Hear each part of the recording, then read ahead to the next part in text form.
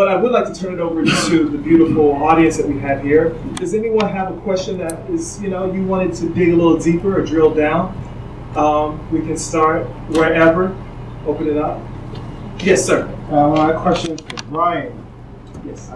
First of all, I'm gonna say that was an awesome artwork right there. It was a good melange of like comedy and truth. Where I come from, my parents always say the truth is funny. So as long as you just keep spitting the truth, whatever form you spit, it'll be funny. My question is, I know it's all sci-fi and stuff, but when you get to the point the package is full, you guys want to think about selling it to Netflix, HBO, or like a comedy platform, or not? Because there's so much truth to it, and it's so funny at the same time. Something like that could just gauge two audience, a woke audience, or just the the smoke weed and like to laugh and whatnot audience. There's a lot right there. There's a lot right there. Are you guys targeting a woke audience or just the ha-ha audience? Black folk. Black folk. Now you gotta think bigger, bro. Yeah, that's what I'm saying. But I'm saying that's a big audience right there. Not being catered to at all. I'm trying to I want it to be for black people, not necessarily that are just woke. I want it to get people woke, And it's a lot easier to do that when they're laughing than when you're like, all right, but if you don't get this, we're gonna tussle. You know what I'm saying? Like it's a different type of thing. So what I try to do is use the comedy aspect a little bit, but at the same time, I'm shooting at people and ripping out eyeballs. So, so I guess my end game with it, I've got 12 episodes written already, and I've got the second. Are they all as that funny? Because that was. Some of them are funnier than others. Some of the police brutality one is I definitely want to be a bit more serious with that one. But it's still like a guy in a big knife, so you can laugh at it. So, is there a network that you see this on? Maybe Netflix. Netflix. Okay. Netflix would be great. I would love to put it on Netflix. Comedy Central. Comedy Central. Okay. Yeah, Comedy Central could also. You think it could work on that? Yeah, you alternative Comedy Central, bro. So everyone can see you. Yeah, Comedy Central, sci-fi. My thing is whatever gets the audience. Because it's more about the message, really, than about where I put it. Whatever, whoever can get me the biggest audience is who I want it to go to. Because it's so much stuff that us in this group that will come to something called a Woke Film Festival knows, but other people won't know. That I'll just start having a conversation with people out on the street about interracial relationships and the struggles with that, or police brutality, and it's people still saying, well, what about black on black crime? And it's okay, that was 5 years ago. I'm not dealing with that. I'm not even gonna have that conversation with you. It's arguing about global warming. We're not gonna go backwards to go forwards here. We're gonna talk about the issues and we're gonna move forward. So that's what my plan for this is, to put it out on YouTube. I saw Issa Rae is looking for sci-fi films. I'm like, all right. Jordan Peele was looking for it too. Fuse has something out. I applied to Fuse's thing. So, which one? Top one. If he's down, I've never seen anything from him like that. But if he's down, he's got an audience. So definitely. Thank you for sharing that. Yes. Oh, this is my name as well. I missed who was in charge, I guess, the animation or the graphics. Was that? Did you have him in that, or who? God, that? No. That was Langston Kerman. He's a guy I just randomly met him and his girlfriend, and we were just talking about other stuff, and then I was like, oh yeah, I'm working on this thing, and he was like, oh, I'm an editor. And so he edited it. He put all the he used Blender and After Effects and all this stuff that I could never hope to. So yeah, it looked great. Yeah, it did. Also, are you still casting for your episode? Wait, what part of production? I'm still casting. So I've got everything casted up till episode 4. Episode 5 is when stuff really gets big going.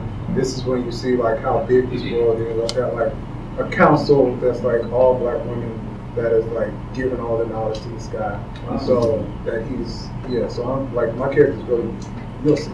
But so in your world, are black women at the apex? Yeah, definitely. I mean, in our world,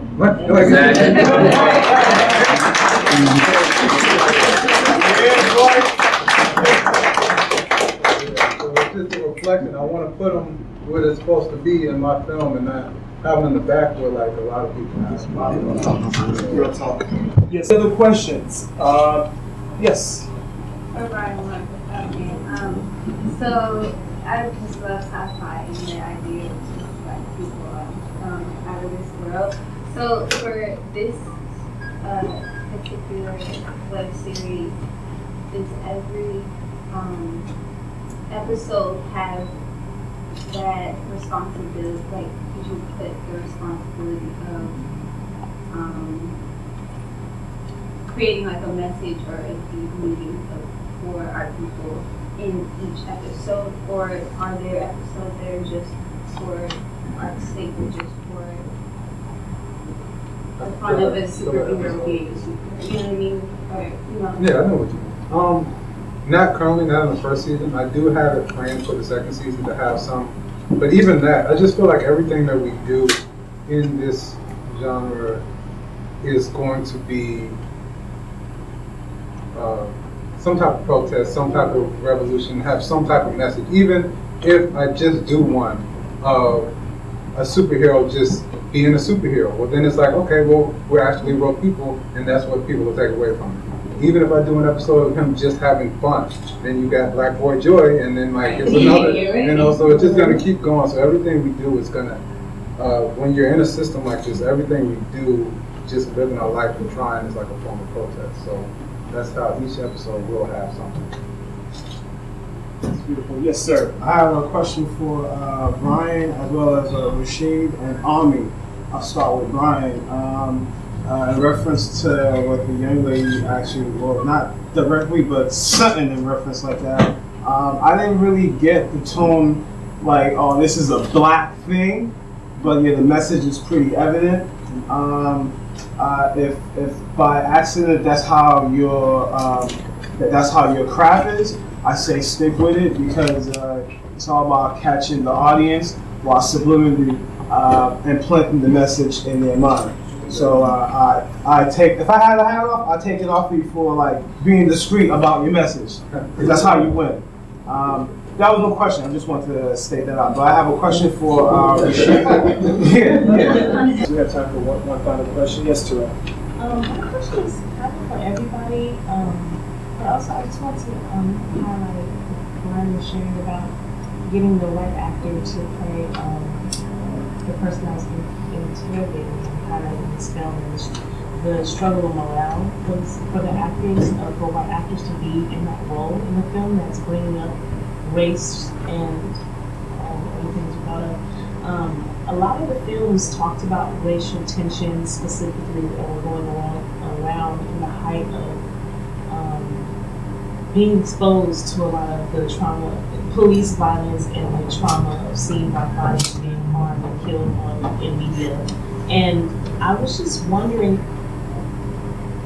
in processing all that there was also like a lot of like this kind of like utopian endings, and like, and we're just, the things are gonna work out and somebody will hopefully understand. And I was just wondering if there was any, was there any pressure to, whether internally or externally, to have these outcomes be so utopian, like so positive and stuff, in a time that was so emotionally tumultuous for Black people? It's a very good question. I know Lena said that her ending was a little bit more upbeat, positive, to give people hope. Was your ending to Lovers, to, I guess you say it? I think we live in a world where this is a hard world to live in. It's not easy, and I think we do our best to try to be kind, human being, and loving, and patient, and caring. But it's a hard world to live in. I think hope is the only thing that drives us at the end of the day. It's kind of the only thing that motivates us to keep going, even when it gets hard. And it gets hard. And I think if we keep putting those messages out there, because people, what we really don't understand, cinema and television, they affect us so much. They drive a lot of things. Like, it's very something that it drives people. And if we can keep putting the message of hope out there that there is a rainbow at the end of all of this, then that's what we're going to start feeling. That's what's going to happen. So all we have to do is keep believing that, even though it's a long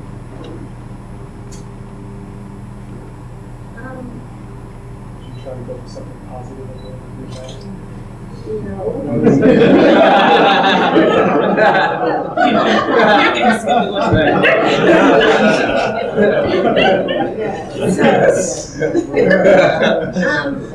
I mean, I'm hopeful in life. My hope with the film was to present it in a way that was human, that we could identify in a very human place. So that was my hope, to generate that kind of understanding and compassion for one another. As far as like the actual ending, I wanted honesty. I wanted it to be absolutely gut-wrenchingly truthful. So there's hope in the intention of the film, but I was not going for I mean, it's a kid with bullet wounds in his back. Like, there's nothing beautiful about that aside from what it inspires us to do to resolve it. Right?